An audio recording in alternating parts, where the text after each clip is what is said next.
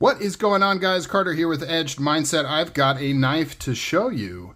And you may be saying, oh my, you've just got a little Strider SnG you want to show off. Well, this isn't just any Strider SnG. I mean, it's not super special, but it's got some cool stuff going on. This is a really old Strider SnG.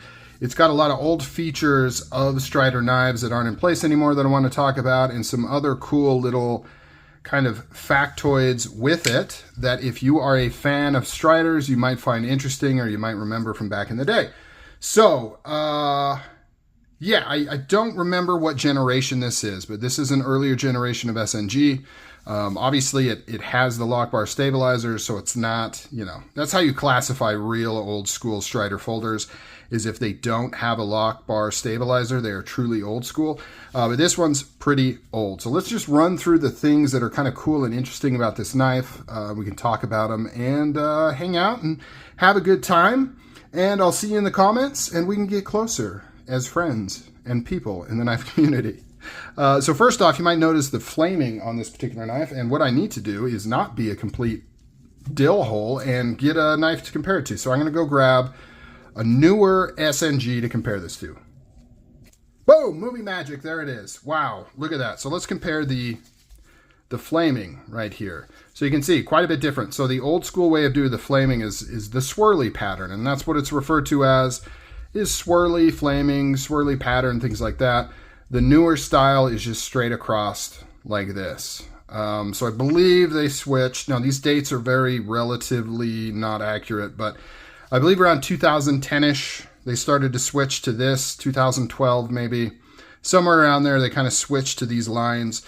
The first iteration, they were a little bit closer than this one, and then they eventually settled into kind of this sort of pattern later on. But before that, you had all of this swirly goodness going on. You can see on the pocket clip too, quite a bit different. Has a much wider kind of flaming pattern on there.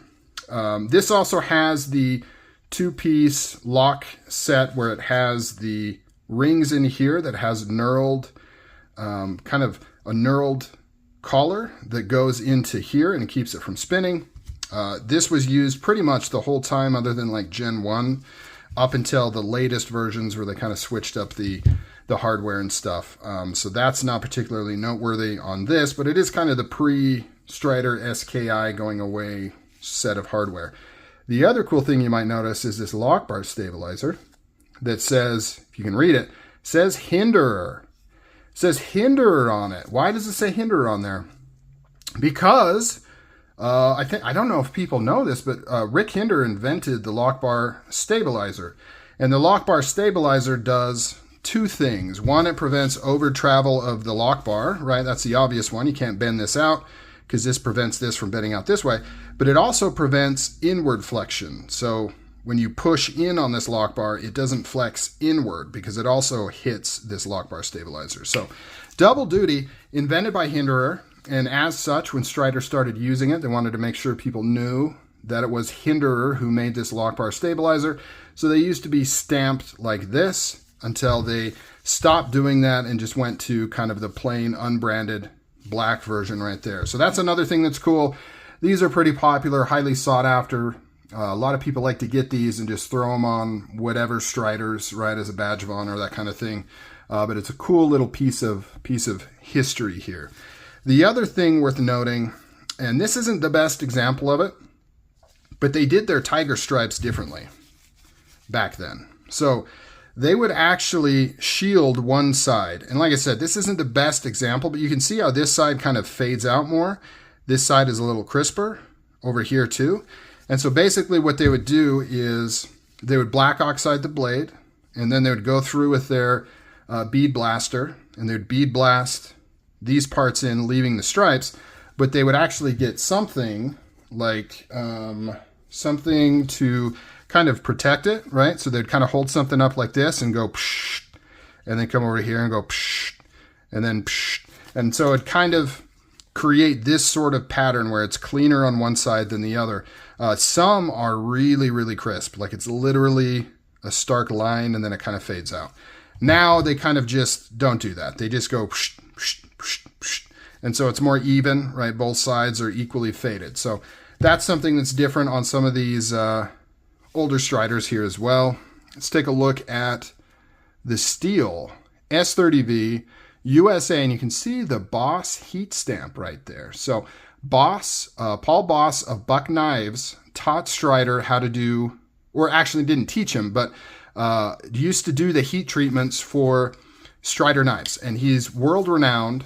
Paul Boss is world-renowned for doing heat treats. It's one of the best heat treat processes out there. Truly amazing. And the early Striders were all done by Paul. They were shipped to him and he would do them. And the ones that were done by him would actually have the Boss heat treat stamped on the blade. And then after this, they started to alternate between sending some blades right to him for heat treat, and then other blades they would send to a heat treat shop that he started in California. But rather than stamping some and not stamping others, they kind of just stopped stamping them. And then at some point, they stopped using Paul Boss for his heat treat. Even though they still use his process, they're just not literally done by him. And so they stopped having that stamp on there. One of the reasons I picked this knife up is to get that stamp. Just as a collector, get the Paul Boss heat stamp right there is always a cool thing. You can see the FWP logo right there. And of course, like these older Striders, it just says Strider right there. You've got the big pins. Look how long those pins are. They actually overhang the scales right there, which is pretty interesting. The other thing that this has is, if you can see it, a radius lock face. So Strider used to have the radius lock face. So instead of the lock face being straight, it actually kind of had a curve to it. There's some benefits to that. It actually made for a safer lockup. I could do a whole video if anybody cares about why that radius lock face was actually safer. However, it was prone to lock slip and lock rock just due to the nature of how it worked. Not to the point of failure, but to the point where it annoyed people. And so eventually Strider stopped doing that and they did a more traditional flat lock face, and that's what you see on the newer modern knives.